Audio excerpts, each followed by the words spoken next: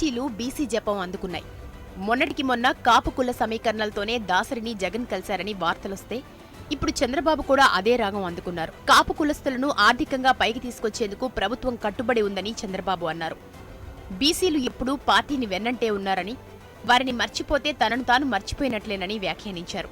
కొన్ని పార్టీలు బీసీలపై దొంగ ప్రేమను కురిపిస్తున్నాయని, వారు అధికారంలో ఉన్నప్పుడు బీసీలకు ఏం చేశారో గుర్తు చేసుకోవాలంటూ కాంగ్రెస్, వైసీపీలకు చురకలంటించారు. కాపులున్నారు, ఎంతో అభిమానంతో నాకు ఓట్లేశారు. ఇప్పుడే కాదు, తెలుగుదేశం పార్టీని ఎప్పుడూ చేస్తున్నారు. మిగిలిన అగ్రవర్ణ కులాలన్నీ ఉన్నాయి. కమ్మాస్ కానీ, వయసులు కానీ, రెడ్లు కానీ, ఇంకా మిగిలిన కులాలన్నీ ఉన్నాయి. అయితే నేను ఆలోచించింది, ఎవరైతే వెనుకబడి ఉన్నారో ఆర్థికంగా, నేను ఎన్నికల్లో ఒక మాట చెప్పాను. దానికోసమే నేను కార్పొరేషన్ వేశాను. కాపుల్ని రాబోయే రోజుల్లో వెనుకబడిన వర్గాలుగా గుర్తించి ఆర్థికంగా పైకి తీసుకొచ్చే బాధ్యత నేను తీసుకుంటానని చెప్పాను. దానికి కట్టుబడి ఉన్నానని మరొకసారి ఈ సందర్భంగా మీ అందరికీ హామీ ఇస్తున్నా. ఒక కార్పొరేషన్ వేశాం, చైర్మన్ వేశాం, నిధులు ఇచ్చాం, అవసరమైతే ఇంకా ఎక్కువ ఇస్తాం. ఈ రోజు రేపు ఒక బీసీలుగా వాళ్ళని చేర్చడానికి, వెనుకబడిన వర్గాలకు ఎవ్వరికి ఇబ్బంది లేకుండా చేయడానికి, ఎందుకంటే బీసీలు అనగానే తెలుగుదేశం పార్టీకి కంచుకోట, తెలుగుదేశం పార్టీకి వెన్నెముక, బీసీలను మర్చిపోయే సమస్య లేదు. ఇంతకీ ఏపీలో పార్టీలు కుల సమీకరణాలకు పదును పెడుతున్నాయా? బీసీలను తమ వైపు తిప్పుకునేందుకు ప్రయత్నాలు ముమ్మరం చేశాయా?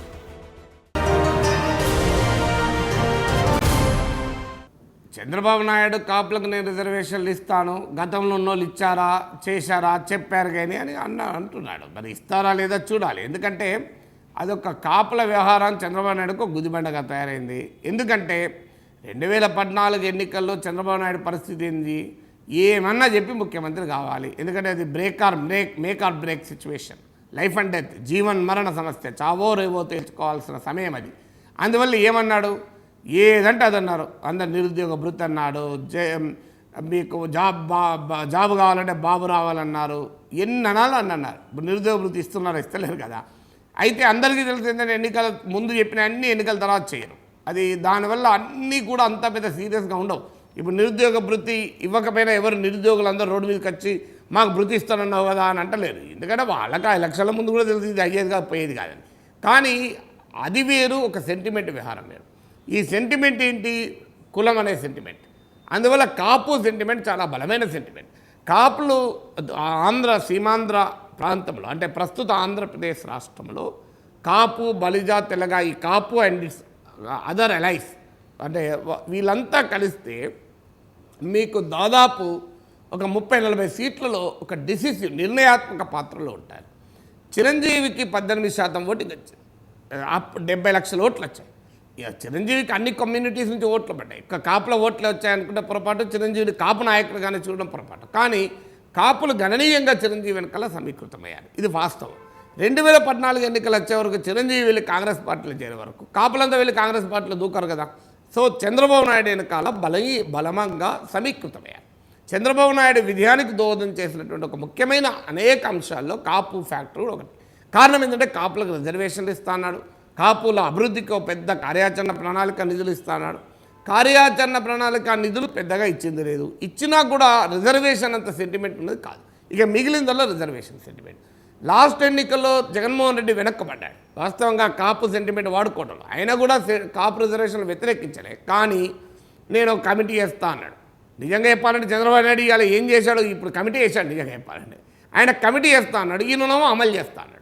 కమిటీ వేస్తా అన్నోని కన్నా అమలు చేస్తా అన్నోనికి ఓట్లు వేస్తాడు. ఇప్పుడు ఏమైంది, అమలు చేయాల్సిన సీట్లో చంద్రబాబు ఉన్నాడు, అడిగే సీట్లో జగన్మోహన్ రెడ్డి ఉన్నాడు. అందుకే జగన్మోహన్ రెడ్డి ఇదే ఛాన్స్ అని అడుగుతున్నాడు. ఇవాళ దాసనారాయణను కలిసి వచ్చాడు. దాసరితో కలిసి దాసనారాయణరావు జగన్మోహన్ రెడ్డి భవిష్యత్తు అని చెప్పేశాడు. ఎందుకంటే ఈయన భవిష్యత్తు ప్రశ్నార్థకంగా ఉంది కనుక ఆ జగన్మోహన్ రెడ్డి భవిష్యత్తు అనేసాడు. సో అందువల్ల ఈ పరిణామంలో ఏంటంటే ప్రతిపక్షం బలపడటానికి ఒక ప్రయత్నం చేస్తుంది. ఇప్పటికీ జగన్మోహన్ రెడ్డికి విశ్వాసం రావడం లేదు ప్రజల్లో ఇంకా జగన్మోహన్ రెడ్డి పట్ల విశ్వాసం రావడం లేదు. వాస్తవానికి 2% ఓట్లతో ఓడిపోయాడు, అయినా కూడా విశ్వాసం రావడం లేదు. ఈ విశ్వాసం రావడానికి ఇప్పుడు ఆయన సోషల్ అరిథమెటిక్, ఆయన సోషల్ ఇంజనీరింగ్ మొదలుపెట్టాడు.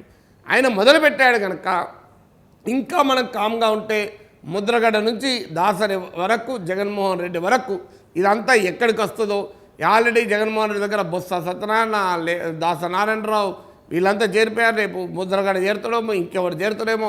మన దగ్గర ఉన్న గంటాలు వీళ్ళే, మనకున్న చినరాజప్పలు వీళ్ళే మాత్రం మన కాపాడగలుగుతారా అనే ప్రశ్న చంద్రబాబు నాయుడుకు మొదలైంది. అందుకే ఈ నేపథ్యంలోనే కాపు రిజర్వేషన్లు అమలు చేస్తాననే హామీ ఇవాళ కాపులు బలంగా ఉన్నటువంటి గోదావరి జిల్లాలో ఈ ప్రకటన చేయడంలో ఉద్దేశం అది. కానీ ఇదంతా సులభమైన విషయమా? ఎందుకంటే సుప్రీంకోర్టు జాట్ల విషయంలో ఇచ్చిన తీర్పు ఉంది. జాట్ల విషయంలో జాట్ రిజర్వేషన్లు కొట్టివేస్తుంది. గత యూపీఏ ప్రభుత్వం, కాంగ్రెస్ ప్రభుత్వం కూడా కేవలం ఎన్నికలను దృష్టిలో పెట్టుకొని జాట్లకు రిజర్వేషన్లు ఇచ్చారు. ఎన్నికలను దృష్టిలో పెట్టుకొని జాట్లకు రిజర్వేషన్లు ఇస్తే సుప్రీంకోర్టు కొట్టేసింది. సుప్రీంకోర్టు ఏమన్నది, అందులో ఒక స్పష్టమైన మాట చెప్పింది. ఏదైనా ఒక కమ్యూనిటీ సెల్ఫ్ స్టైల్గా మేము బ్యాక్వర్డ్ అంటే అయిపోరు బ్యాక్వర్డ్ అన్నది. అందువల్ల కాపుల విషయంలో కూడా జాట్ల లాగానే సుప్రీంకోర్టు తీర్పిచ్చే అవకాశం ఉంది. అందువల్ల బహుశా చంద్రబాబు నాయుడు ఇదంతా మనకెందుకు గొడవ, రిజర్వేషన్లు ఇచ్చి పడేస్తాం, తర్వాత కోర్టు కొట్టిపడేస్తుంది, కాగల గారేం గందరూలు చేశారు, కాగల గారేం సుప్రీంకోర్టు చేస్తుంది అనుకుంటున్నాడా? అయితే ఇక్కడ ఇంకో ఇంప్లికేషన్ ఉంది. న్యాయపరమైన చిక్కులకు చంద్రబాబు నాయుడు ప్రభుత్వం భయపడడు. మనం చేద్దాం, తర్వాత కోర్టు చూసుకుంటుందని. కానీ ఇక్కడ ఉండేటువంటి ఒక పెద్ద ఛాలెంజ్ ఏంటంటే ఇతర బీసీల నుంచి. ఇప్పుడు ఆల్రెడీ తెలుగుదేశం నాయకుడు, బీసీ సంఘం నాయకుడు, టీడీపీలో తెలంగాణ ఎమ్మెల్యే అయిన ఆర్ కృష్ణయ్య ఇప్పటికే జెండా ఎత్తి చలో నడువు అంటాడు. ఆయన ఇందిరా పార్క్ దగ్గర ధర్నా కాదు, విజయవాడలోనే ధర్నా చేస్తా అంటున్నాడు. మీరు గనక కాపులను బీసీలో చేరిస్తే ఊరుకునేది లేదంటున్నాడు. సో అందువల్ల ఈ కాపులను బీసీలో చేరిస్తే బీసీలో ఇప్పటికే ఉన్న బీసీ కులాలు తమ హక్కులు, తమ ప్రయోజనాలు ఎక్కడ దెబ్బతింటాయో అని భయపడుతున్నారు. ఎందుకంటే మీరు ఇది జరిగింది ట్రైబల్ ఎస్టీ రిజర్వేషన్లో మీరు 1970s మన దగ్గర నాయకులను చేర్చారు. మహారాష్ట్రలో ఎస్టీ కాదు నాయక్స్, మన దగ్గర ఎస్టీ. కానీ చేర్చిన తర్వాత ఇలా మీరు గమనించండి, మీకు గోండులు, కోయలు, కొండరెడ్లు నాయకుల మధ్య పోటీ ఉంటాయి. సహజంగానే నాయకులకు బెనిఫిట్ ఎక్కువ ఉంటుంది, వాళ్ళు మోర్ డెవలప్డ్ కనుక. సో అందువల్ల కాపులు కనుక బీసీలో ప్రవేశిస్తే ఇతర బీసీ కులాలు ప్రయోజనాలు దెబ్బతింటాయని చెప్పి వాళ్ళు ఇవాళ రంగంలోకి వచ్చారు, ఉద్యమాల్లోకి వచ్చారు. వీళ్ళని ఎట్లా హ్యాండిల్ చేయాలి? ఇప్పుడు వచ్చే కాపులు పోయే కాపులు ఆపుకున్నాం కరెక్టే, మరి ఉన్న బీసీలు పోతే ఎట్లా? అందువల్ల ఆల్రెడీ ఇద్దరు నాయకులు ముఖ్యమంత్రులు, ఉప ముఖ్యమంత్రులు చేసి పెట్టుకున్నారు. ఇప్పుడు ఆ ఘర్షణ ఎట్లా తీర్చాలి అనే సవాల్ కూడా ఉంది. అందువల్ల న్యాయపరమైన చిక్కులు ఉన్నాయి, పొలిటికల్ రిస్కులు ఉన్నాయి. ఇది చెయ్యకపోతే కాపులతో రిస్క్ ఉంది, చేస్తే ఈ పొలిటికల్ చిక్కులు ఉన్నాయి. న్యాయపరమైన చిక్కులకైనా భయపడాల్సింది లేదు, కానీ పొలిటికల్ చిక్కులకు భయపడాలి. అందువల్ల ముందు నుయ్యి వెనుక గుయ్యి. అందుకే ఆ షేక్స్పియర్ గారు హామ్లెట్లో చెప్పినట్లు to be or not to be అనే సిండ్రోమ్లో ఇవాళ చంద్రబాబు నాయుడు ఉన్నాడు. అందుకే ఒకసారి అటు మాట్లాడుతాడు, ఒకసారి టు బీ అంటాడు, మళ్ళీ మెల్లగా వెనకలకెళ్ళి నాట్ టు బీ అని వస్తుంది. ఇవాళ అయితే టు బీ అన్నాడు, ఇవాళ వరకు టు బీ అనుకోవాలి, రేపు ఏమైతే చూడాలి.